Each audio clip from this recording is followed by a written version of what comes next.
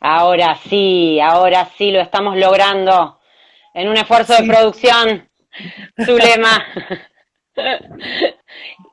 Muy bien. Y Zulema se sumó. Ella no quiere que nadie le invite. Ella se suma, Bueno, ¿no? no Buenas sé, noches, Zule. buenas noches, ya me perdí de vuelta, estaba buscando por otro lado, por Conurbana. Ah, con razón, yo decía, no se conecta Zulema. Bueno, Bueno, después de estos bueno, breves desperfectos técnicos que no podía hacer de otro modo, les damos claro. la bienvenida a todos quienes se van conectando.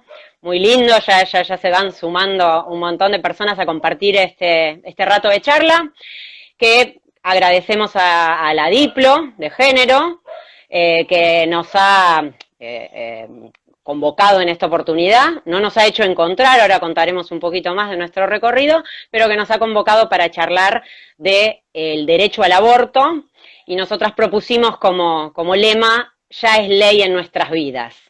¿No, su lema? Así es, porque a pesar de todas las trabas que pone el sistema, nosotras seguimos abortando y cada vez hay más mujeres que pueden abortar en mejores condiciones que las que hicimos las viejas hace muchos años, ¿no? Bueno, antes de meternos en el tema vamos a presentarnos, ¿no? Me Porque no parece somos bien. tan famosas como algunas que hay por ahí nos dicen que nos aman y qué sé yo. Mi nombre es Paula Cruz, yo soy trabajadora social, trabajadora de la salud, militante feminista, bueno, en el orden que sea todo eso. Hoy participo de Conurbanas como colectiva feminista, participo de la red de profesionales de la salud por el derecho a decidir y participo gremialmente en CICOP. Eso puedo decir de mí.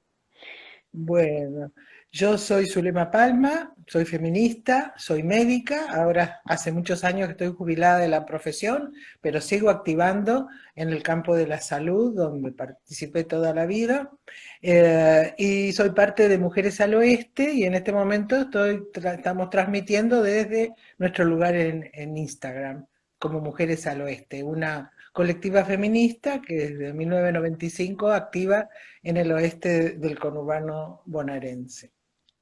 Bueno, muy bien. Las conurbanas somos un poquito más tiernitas, del 2008, pero hemos siempre caminado junto a Mujeres al Oeste.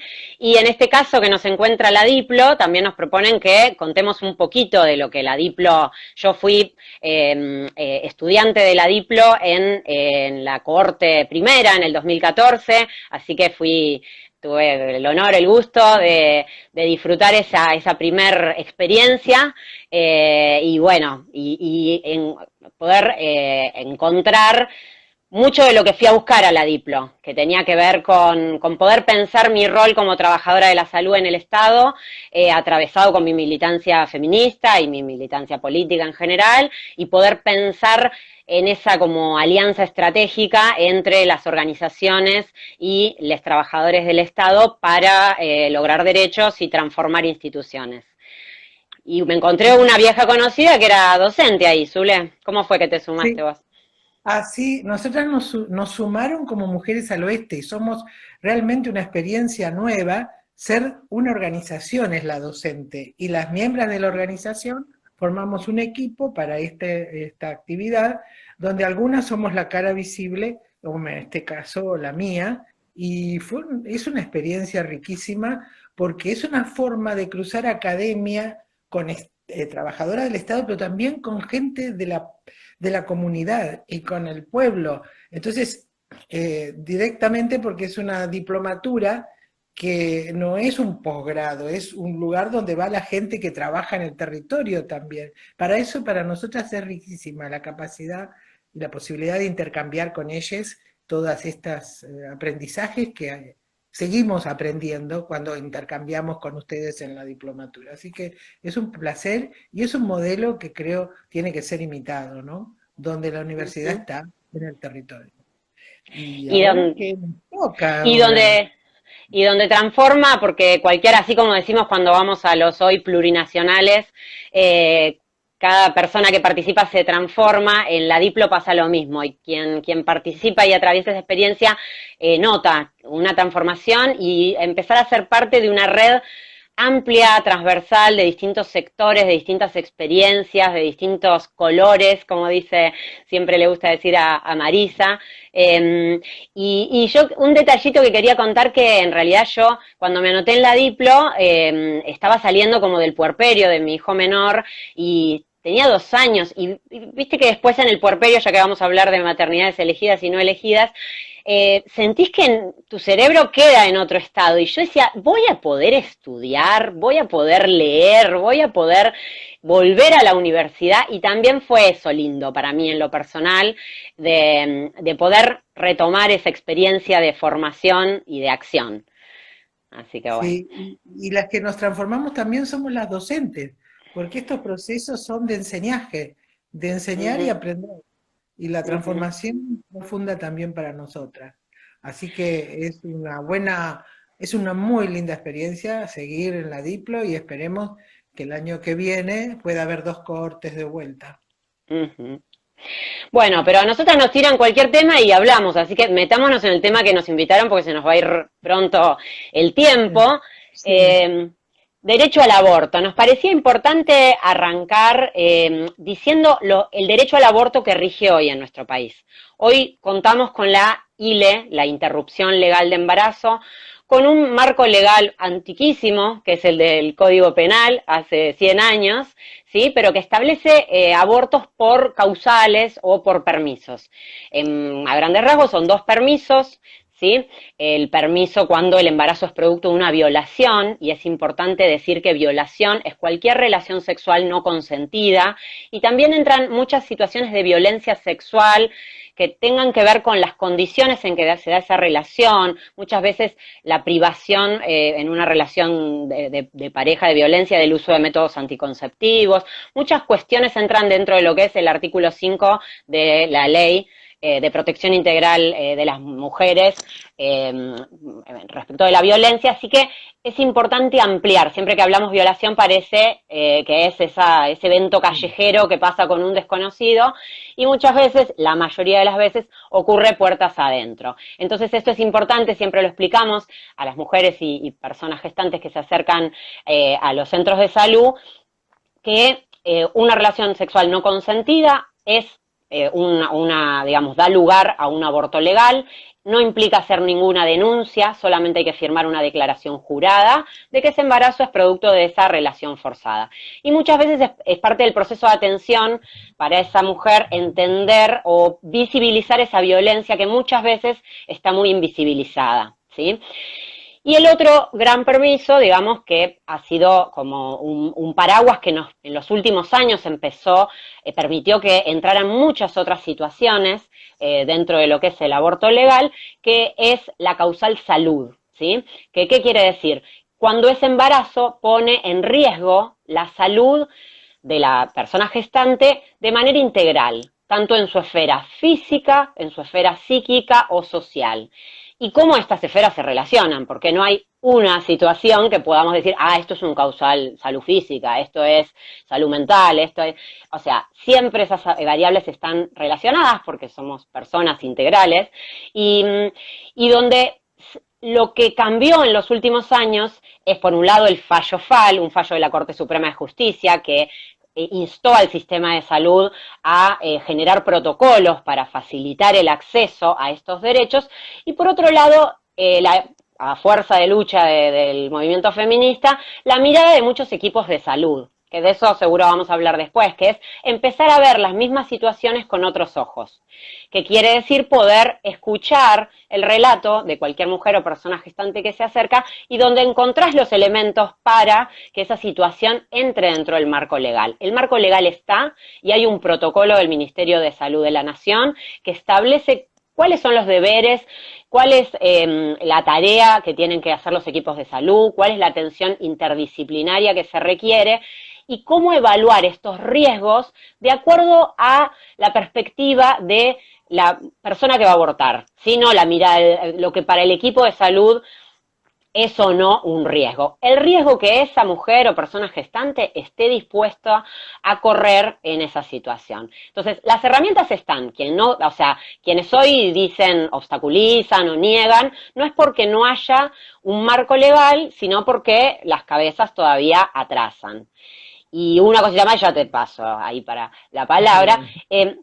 Pensar que solamente el requisito es firmar un consentimiento informado, que quiere decir que es decisión de la persona, que entendió toda la explicación que se le da respecto de la técnica, ¿sí? Y que entonces el único aborto ilegal es el que se realiza contra la voluntad de la mujer o persona gestante. Muchas veces se escuchan, también hay situaciones así, de una mujer en situación de violencia que la pareja quiere que aborte, chicas adolescentes que es la familia o el entorno.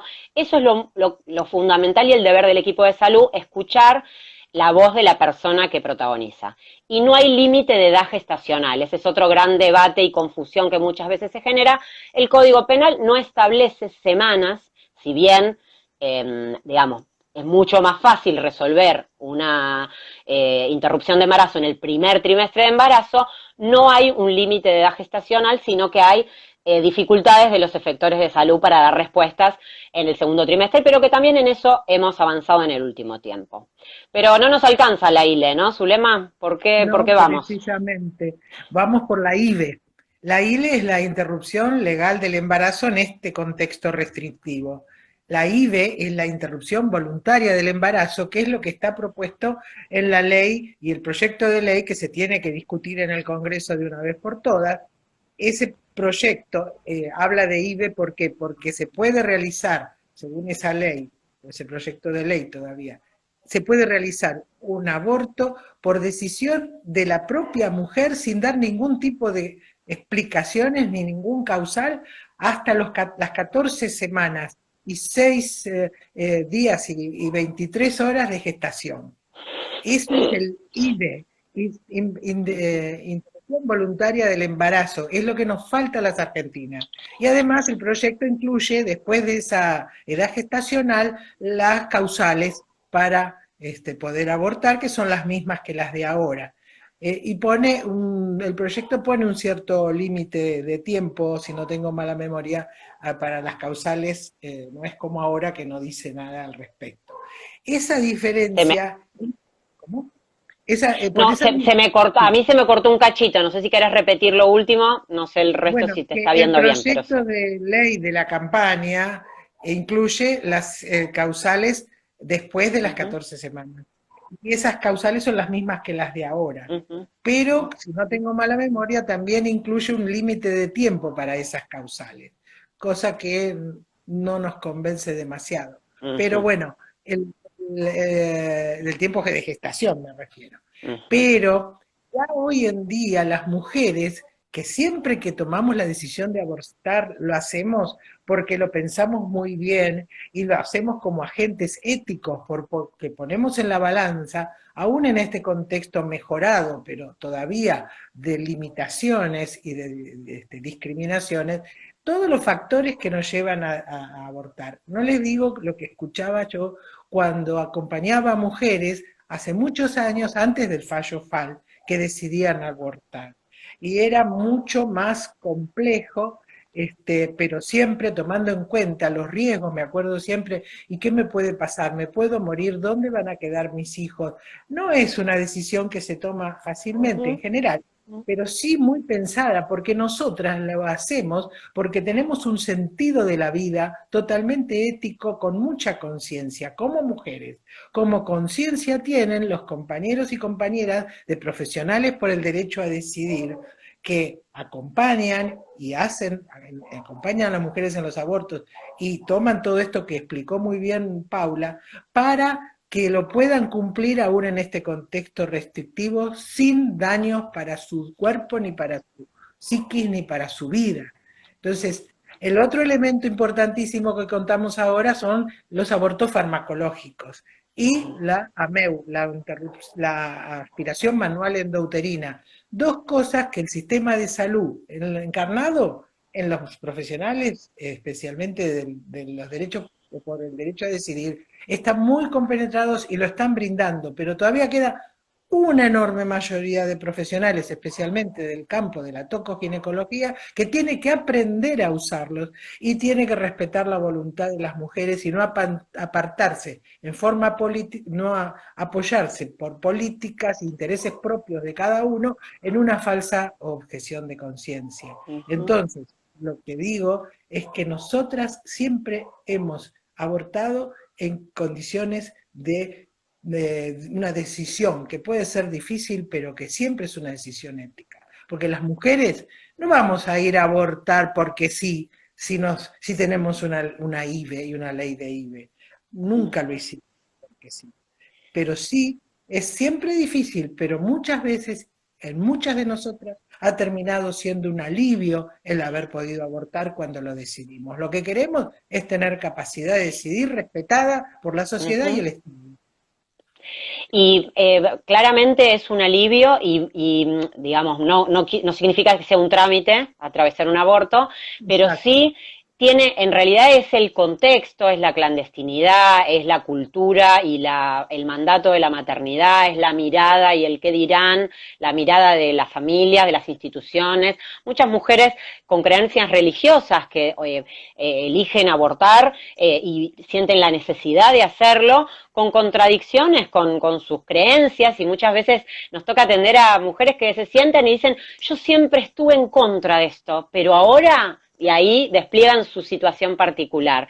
Entonces, esta cuestión de que los profesionales de la salud no antepongan sus intereses personales, sus propias creencias y sus ideas para decidir sobre la vida de otra persona es fundamental, porque bajo, como decías, el paraguas o la máscara de la objeción de conciencia se obstaculizan derechos, y los protocolos de atención lo que plantean es que la persona que recibe no puede, o sea, si no va a brindar el servicio, la atención y el acompañamiento, tiene que derivar. Está muy claro cuál es el derecho, y que si por algún motivo, y esto de que sabemos de que la objeción de conciencia no puede ser institucional, que tiene que haber canales para que esa persona reciba una respuesta. Todo eso tiene sus dificultades, lógicamente, en la implementación, pero es fundamental este deber que decimos, el protocolo habla de la transparencia activa, incluso que muchas veces las mujeres, las personas no se acercan diciendo, quiero una ILE, te cuentan su situación y hasta justifican y hasta buscan como... En realidad es el deber del equipo de salud también transparentar esos derechos que tiene la persona. Lo traumático, dice acá Clara, es la clandestinidad y la violencia obstétrica, y claramente es la clandestinidad y los miedos, todo esto que decías recién, Zulema, de tengo miedo a morirme, tengo otros hijos, qué va a pasar. O sea, todo ese contexto es el que hace traumático el aborto, no el aborto en sí, que cuando es una decisión acompañada y contenida, genera alivio y tiene un efecto muy positivo en la salud mental. Sí, y al mismo tiempo quiero comentar que sí, que esto es un tema de las mujeres y de las personas con capacidad de gestar, como señalaba una de las personas que nos está viendo y escuchando. Que pasa que yo, al contar experiencias personales, no he tenido la experiencia de tener que acompañar a alguien que no fuera mujer cis, en esta situación. Pero es cierto, hoy en día sabemos que puede haber y hay personas que no son mujeres y que también tienen capacidad de gestar y que pueden necesitar del acompañamiento del sistema de salud, y en eso también estamos claramente involucradas, ¿no es cierto? Y vos decías que el, eh, el alivio que produce el haber abortado y cómo nos ayuda incluso a sentirnos mucho mejor como personas porque pudimos tomar esa decisión. Lo que nosotras queremos como feministas y como activistas por el derecho al aborto es eso, poder decidir de acuerdo a nuestras convicciones y que el sistema nos respete en estas decisiones. Porque sí, porque tenemos esa capacidad de gestar y tenemos la capacidad y el poder de interrumpir el embarazo. Y eso es lo que no nos quiere reconocer el patriarcado, encarnado muchas veces en instituciones religiosas que trabajan para mantenernos a las mujeres en el lugar que nos pusieron desde el patriarcado, reforzando el patriarcado. Y de ahí viene la cosa. Pero por otro lado, también hay muchas mujeres que, siendo, como vos decías, mujeres creyentes y practicantes de su religión, abortan. Porque si hay tantos abortos en Argentina, es una verdad de perogrullo que no todas las que abortan son ateas o de judías o musulmanas.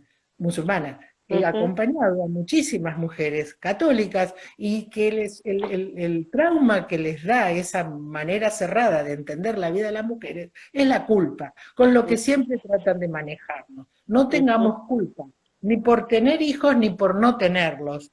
No tengamos culpa por nuestras acciones. Por eso, una acción afirmativa, como es tener un hijo, también es empoderadora, con palabra que no me gusta mucho, pero que te da fuerza y te ratifica en tu condición de ser humano libre. También un aborto puede ser una condición y una situación que te lleve a ratificar tu condición de ser humano libre, ser humano. Tal cual, y particularmente con las personas con capacidad de gestar también es parte de la misma lucha que hay que dar dentro del sistema de salud para que se reconozcan los derechos y para que haya una atención humanizada y de calidad y donde los profesionales de la salud nos formemos para dar respuestas, porque hasta ahora el sistema de salud ha sido muy excluyente y eso tiene mucha relación con la corta expectativa de vida de las personas trans. Por ahí decían que es reparador cuando es acompañado, ¿no?, por profesionales de la salud, o cuando es acompañado. También es muy importante trabajar en la entrevista y en el acompañamiento en la red que cuenta esa persona. Y muchas veces vemos ese proceso de transformación en la primera entrevista, los nervios, la angustia, como el llanto y todo lo que se viene encima con esa situación del embarazo no deseado, que ese es el problema, no el aborto en sí. Y cuando podemos empezar a despejar la culpa, las opiniones de su entorno, poder reafirmar el deseo y el proyecto de vida que tiene esa persona y que se conecte con eso para tomar la decisión, en el acompañamiento posterior es otra la persona que viene, la presentación es otra y muchas veces, sobre todo en situaciones de violencias, esta decisión, la decisión del aborto no es una decisión más. Es una decisión, como vos decías, vinculada a la autonomía, que ayuda y se entronca con otras decisiones que esa persona tiene que tomar o quiere tomar. No quiere decir que sea un proceso mágico, pero sí queda muy claro que no es el aborto el problema, ¿no? Que muchas veces son el condicionamiento de nuestras vidas, los mandatos con los que transcurrimos, la negligencia del sistema de salud al brindar un método anticonceptivo, un montón de cuestiones que se pueden trabajar en ese contexto. El problema del aborto es ese mandato que tenemos para ser madres y como si fuera nuestro único y principal destino. Y si la maternidad es elegida, seamos mujeres o seamos personas con capacidad de gestar, tiene otro valor y tiene otra posibilidad, porque va a ser sí que al cabo seamos madres. Es costumbre acá que a las mujeres nos digan, o a las personas con capacidad de gestar, madre cuando quedamos embarazadas. Y eso mamita, no es mamita, ni siquiera mamita. Bueno, mamita es peor todavía, pero te quiero decir, se nos considera ya sos madre porque estás embarazada. No, yo voy a ser madre cuando pueda criar un ser humano y lo ame, lo cuide, lo amamante o le dé la mamadera, cuando lo nutra en todos los sentidos. Y para eso es maternar. Y eso lo puede hacer cualquier ser humano que tenga la capacidad de amar y de cuidar. Porque puede haber muchas mujeres cis completitas que no tienen ninguna de esas capacidades y esas no pueden ser madres. O sea, ese mito y ese mandato y esa cosa de que las mujeres solo las dignifica la maternidad, como dijo en su momento Juan Pablo II, es una barbaridad. Es insultante para nosotras, porque si nacemos seres humanos mujeres y tenemos que ser dignificadas por esta acción, es decirnos que somos incompletas. Lo mismo que decían los griegos hace 2000 años, que éramos menos ser humano que los otros seres humanos. Entonces, esas doctrinas y esas creencias nos perjudican y nos obligan a ser madres cuando no queremos serlo. Pero ser madre no es biológico, es social. Eso. Me parece Por eso, que entroncarlo con esos debates también de los feminismos hoy, de escaparle al biologicismo, es muy exacto. importante. Alguien decía por ahí que eso, que la maternidad se construye y que es muy difícil también, y que sobre eso los feminismos también tenemos que trabajar más sobre las maternidades deseadas y cómo ejercerlas, las maternidades feministas. Pero digo, nos pueden quedar muchos temas afuera. Yo hoy tengo un reloj. Hoy me procuré porque sé que nos podemos ir de tema. Sí, Un tema que pero no queremos que nos quede afuera, ya que hablamos del mandato de la maternidad, es el de las niñas. Tan aberrante es el mandato del sistema patriarcal que incluso puede contemplar que una niña de 10, 11, 12 años sea madre porque tiene un cuerpo y una genitalidad y un desarrollo biológico que se supone que permite avanzar con el embarazo, cuando además tienen, las menores de 15 años, 5 veces más riesgo de morir en un parto. Y a nadie le importa eso ni lo que implica en su estructura psíquica asumir la maternidad a esa edad. Y por en eso la, esta en la consigna tan fuerte de que niñas, no madres, a disfrutar la infancia y a tener libertad.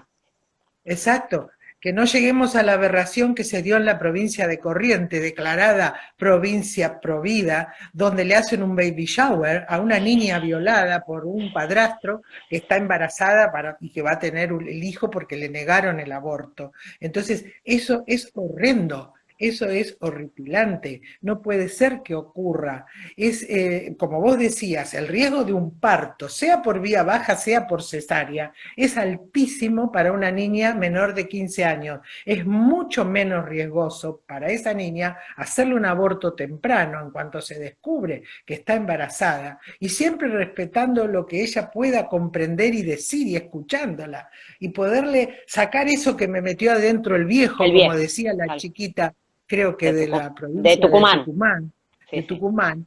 Entonces era su abuelo, el viejo, que le metió eso adentro. Porque, como vos decís, es no solo riesgoso para su cuerpo y su vida física, sino que sí deja marcas el tener hijos a esa edad.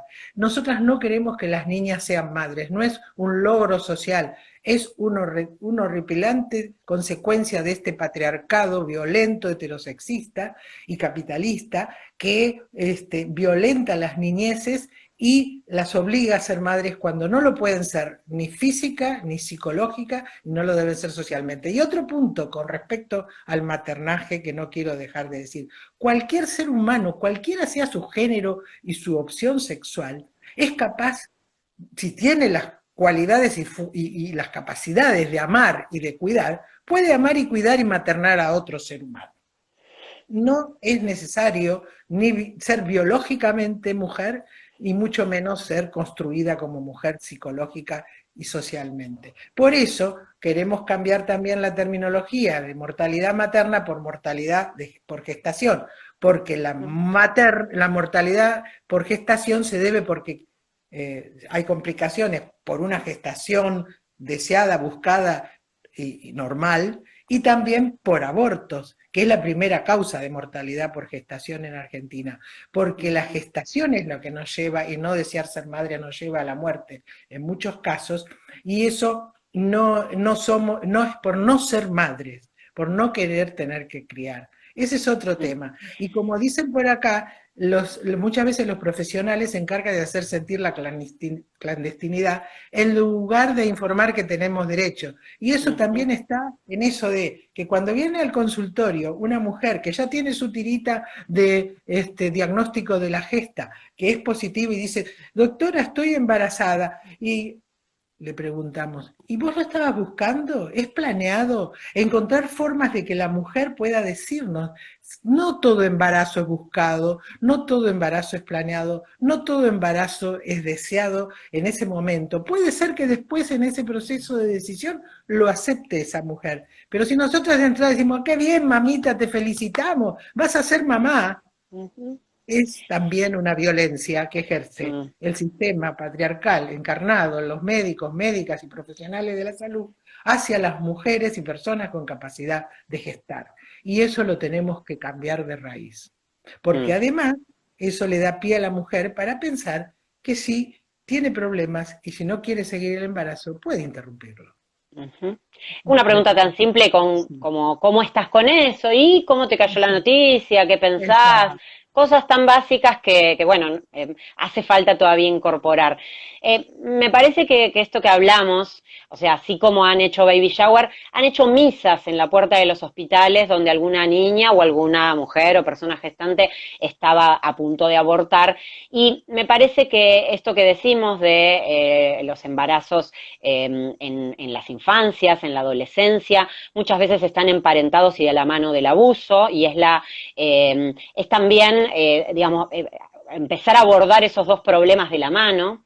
El acompañamiento, por ahí decía Clara, las secuelas que tiene esto, no abordado y reforzado con una violencia como obligar a la maternidad, como marcar el cuerpo con una cesárea y demás, los efectos psíquicos que tienen obligar a una niña a seguir con un embarazo. Y por eso siempre que hablamos de aborto, hablamos también de educación sexual integral, ¿no? Desde la campaña y desde cada espacio, desde la red de profesionales y desde cada espacio que discutimos la política pública, hablamos de que el aborto es una parte fundamental, el aborto legal para poder decidir cuando queremos avanzar un embarazo y cuando no, pero que también es fundamental la educación sexual integral y el acceso a los anticonceptivos para poder elegir si queremos ser madres, no, en qué momento, cuántos hijos. La educación sexual y el aborto tienen al mismo enemigo, esa iglesia, digo, uno dice el diablo mete la cola, no, acá en realidad la iglesia mete la cola Las, o las iglesias, yo las, diría, ¿no? sí, Hablando en las plural. iglesias, sí, Las sí, sí, la religiones, las sotana, religiones, sí, las está muy bien. religiones institucionalizadas, Uh-huh, ¿eh? Que trafican con los miedos humanos uh-huh, y te obligan a hacer de una determinada manera, como, y de esa manera no queremos ser muchísimas personas, ¿no es uh-huh. cierto? El, el, Es, este, el, el obligar a esas niñas a ser madres, además, y ponerlas en un pedestal cuando tienen menos de 15 años, cifra de embarazos que está en aumento en Argentina, es ocultar, creo yo, me atrevo a decir, seguramente en el 90% de los casos que ahí hay abuso sexual, y que la mayoría de los abusos sexuales ocurren intrafamiliarmente, ¿no? Esa familia ideal, puesta en el pedestal, es el lugar de mayor peligro muchas veces para las mujeres y para las niñas, especialmente para las niñas, pero también para los niños y todas las niñas, cualquiera sea su género. La ahí, familia mm. idealizada, mentirosamente puesta en un pedestal, tenemos que pensar por qué tenemos esas familias y cómo podemos hacer para cambiarlas. Y una de las formas es trabajar con la ESI desde la temprana edad, que van al jardín de infantes, de acuerdo los materiales y los elementos y lo que se va a tratar con la ESI en el jardín de infantes, es lo apropiado para un niño de jardín o niña de jardín de infantes. Y lo que se va a tratar en secundaria es lo apropiado para esa edad, de acuerdo a la edad. Entonces, ¿qué tienen miedo? La ESI va a facilitar la libertad, la salud, el cuidado, que los niños y niñas nazcan bien y en el momento que las personas lo quieren tener. Es para varones, mujeres y para todas las géneros. Para todos. En realidad es Para todos, las infancias libres no tienen que ver solamente con la identidad de género, sino con la posibilidad exacto. de abrirles un mundo de colores, de posibilidades, de identidades. Me parece, como el tiempo se nos va yendo, capaz, Zule, La podemos... cuestión de la ESI, una sola cosita. Sí. Ojo porque en la ESI, como se está trabajando ahora, no está claro y no aparecen los cuerpos, les cuerpes Uh-huh, de las niñas de otras identidades. Y uh-huh. eso tiene que empezar a aparecer gráficamente, porque la imagen, y especialmente con niñas, es fundamental, y más en estos tiempos donde trabajamos con la imagen a cada rato. Eso está Uh-huh. faltando, y eso hay que incorporarlo bien, pero bueno, todavía no todos se animan a esa cuestión, ¿no es cierto? ¿Y vos me querías Bueno. decir algo? No, yo que decía como no sé cómo vamos a estar con el tiempo de preguntas o vamos retomando comentarios, si quieren ir poniendo por ahí en los comentarios alguna pregunta. Recién hablaba Marisa de la vasectomía. Nosotras nos parecía también importante poner el foco en el tema del acceso a los métodos anticonceptivos. Si bien se ha avanzado mucho, y Zule hacía memoria de antes de la ley también de que crea el programa de salud sexual y procreación responsable, después discutiremos los términos y todo, pero ha avanzado el acceso a los métodos anticonceptivos, pero aún persisten muchas barreras, persisten mucho esto también el profesional o la profesional de la salud que dicen, este método es para vos, esto no, pastillas porque te vas a olvidar, o el DIU no porque a mí no me gusta, un montón de trabas a la hora de ofrecer los métodos, y también la cuestión del sesgo de género, de que todo es para las mujeres, ¿no? O para las Sí, personas con útero y vulva, sí. porque también la vasectomía, el trabajo que hay que hacer para, eh, para que se popularice más, para vencer las barreras culturales, pero también para vencer las barreras que hay en el sistema de salud. Por ahí nos dicen que es necesaria una ESI no binaria, decían que la Exacto. ESI es urgente, y que es necesario poner en agenda la relación de los varones con los métodos anticonceptivos, sobre todo cuando el Sí. uso del preservativo masculino, que es el popularizado, presenta muchas resistencias y es la única manera de prevenir infecciones de transmisión sexual. ¿Y por qué será que todos los métodos tenemos que hacernos cargo nosotros y nuestros cuerpos tienen que recibir dosis de hormonas, tienen que ponerse un DIU, tenemos que ponernos el preservativo femenino, que ese creo que sería el más liberador, pero justamente es el único que no está El no popularizado, accesible, claro, el que el no no accesible? distribuye el Estado. Y, y los varones que tienen uno muy simple, muy barato y muy fácil de usar, no lo quieren usar y es uno solo. ¿Qué Uh pasa? Que -huh, nunca salen los métodos hormonales para varones. uh Por -huh, supuesto que si salieran tendríamos que tener mucha confianza en ese compañero sexual de que lo está usando y lo está usando de verdad y bien. uh Ese es -huh. un problema que yo siempre me he planteado. Pero los métodos anticonceptivos y el aborto, el ILE hoy en día, tienen que estar disponibles ahora en estos tiempos de pandemia y Eso. es indispensable que los ministerios de salud, los responsables de las zonas sanitarias de la provincia de Buenos Aires en el programa de salud sexual y reproductiva nos alcancen y nos pongan al alcance de toda la población estos recursos, porque en pandemia es indispensable atender los abortos en el momento que Uh sea -huh, necesario y disponer de todos los anticonceptivos. Por más que mucha gente está haciendo sexo virtual, hay mucha gente que sigue haciendo sexo material y necesita recursos y son tan importantes y necesarios como el barbijo y el alcohol uh en -huh, gel. Y uh eso -huh. nos lo tienen que Mm. asegurar en el Ministerio de Salud de la provincia, de la nación y de cada una de las provincias. Y los equipos de salud tienen que hacer, como son, urgencias, los abortos cuando las personas lo requieren. Y eso me parece que no está Uh -huh. yendo tan bien en ciertos No, lugares. eso, a ver, en pandemia también cogemos, dice Clara, y es Sí, real. sí, sí, sí. Y a veces hasta más, ¿no? Porque depende cómo organizamos nuestra vida cotidiana, depende de la tarea, estar en casa puede predisponer.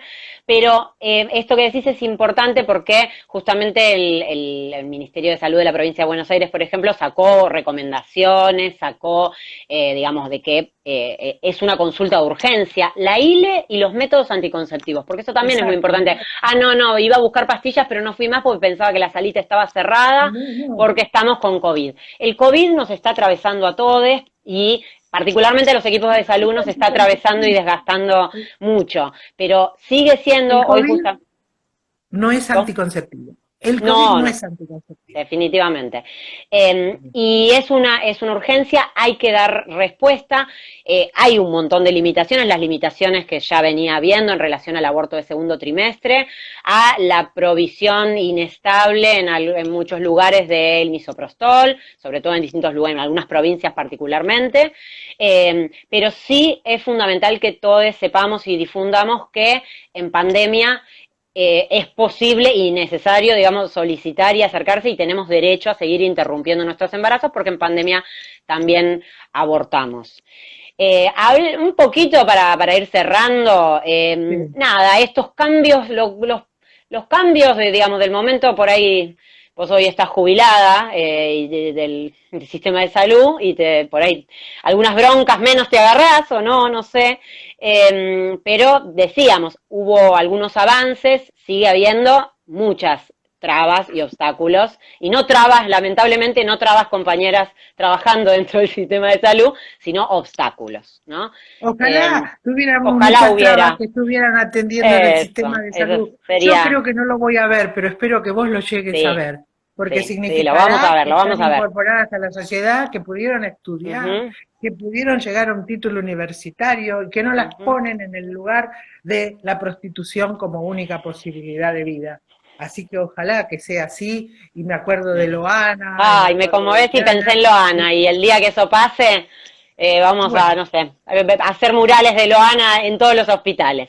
Pero sí, bueno, volviendo a la bueno, parte fea, ¿no? Porque sí. eh, sí, seguimos teniendo, a ver, mucha gente nueva, joven y residencias siendo de distintas disciplinas, ¿no? Pero incluso en medicina y en medicina general particularmente, cabezas nuevas, impulsos de espacios de formación desde la red de profesionales de la salud por el derecho a decidir en las universidades y traer como un aire nuevo. Ahora, hay personas jóvenes y mayores, porque también hay gente mayor que tiene una cabeza más joven o una cabeza más abierta, pero que siguen pensando o piensan esto, lo que dicen sus creencias, su ideología, su religión o sus prejuicios. ¿Cómo hacemos para transformar eso, Zule?